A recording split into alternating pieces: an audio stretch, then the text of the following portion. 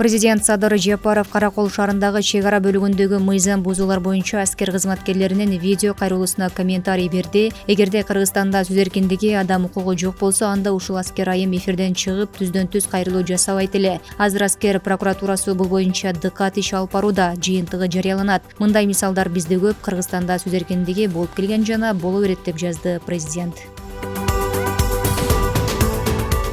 Садыр Жапаров бүгүн Бишкек шаарынын Свердлов райондук прокуратурасынын жаңы имаратынын ачылыш аземине катышты. Бул тууралуу президенттин маалымат кызматы билдирди. Өлкө башчы чогулгандардын алдына сүйлөп жатып, Кыргыз прокуратурасы мыйзамдуулуктун жана укук системасынын калыптануусунун күзгүсү экендигин белгилеген. Ал ошондой эле кызматкерлерге жоопкерчиликти жүктөөдөн мурун алардын кызматтык милдетин так аткаруусуна көмөкчү боло турган шарттарды түзүү зарыл экенин кошумчалады. Улуттук коопсуздук мамлекеттик комитетинин төрагасы Камчыбек Ташиев Кыргыз футбол союзуна жалгыз талапкер катары көрсөтүлдү. Бул тууралуу Кыргыз футбол союзунан билдиришти. Маалыматка ылайык, бир күн мурун шайлоо комитетинин жыйыны болуп, шайлануучу кызмат орундарына талапкерлердин баштапкы тизмеси каралып бекитилди. Талапкерлик үчүн арыздар 5 февралга чейин кабыл алынган. Кыргыз футбол союзунун шайлоо кодексине ылайык, Кыргыз футбол союзунун бир мүчөсүнүн ар бир бош кызмат орундарына бирден талапкер көрсөтүлөт. Кыргыз футболдук союзунун президенттик кызматына бир гана талапкер Камчыбек Ташиев көрсөтүлдү. Аталган талапкерди Талант футболдук клубу сунуштады.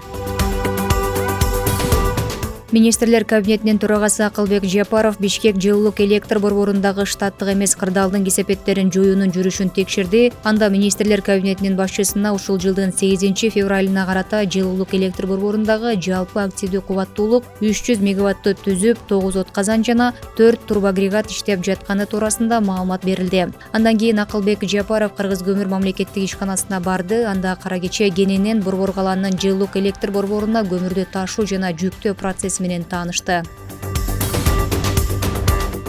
Райымбек Матраимовдун баасы 3 миллиард 98 миллион 134 миң сомдук кыймылсыз мүлкү мамлекеттин менчигине өткөрүлдү. Бул тууралуу Улуттук коопсуздук мамлекеттик комитетинен билдиришти. Тактап айтканда, Райымбек Матраимов жана анын жакын саналыштары тарабынан мыйзамсыз жол менен алынган мүлктөрдү мамлекеттин менчигине кайтарып алуу боюнча тиешелүү ыкчам иш-чаралар жүргүзүлүүдө. Анын натыйжасында Бишкек шаарындагы Киев Тыныстанов көчөсүндө жайгашкан 5 кабаттуу Байташ мунарасы турак жай комплекси, Ош шаарындагы Төлөйкан кичи районунда жайгашкан Ихлас курулуш компаниясынын турак жай эмес коммерциялык имараттары, Ош облусунун Кара Суу районунун аймагында 3,187 гектар жер тилкеси жана башка мүлктөр кирет. Учурда Улуттук коопсуздук мамлекеттик комитети тарабынан Матраимовдун кылмыш жолу менен алынган кошумча мүлктөрүн аныктоо жана мамлекеттин менчигине өткөрүү боюнча тиешелүү комплекстүү иш-чаралар улантылууда. Бүгүн Бишкек жылуулук электр борборундагы штаттык эмес кырдаалдын кесепеттерин жоюуга жалпы 576 адам, 17 техника тартылды.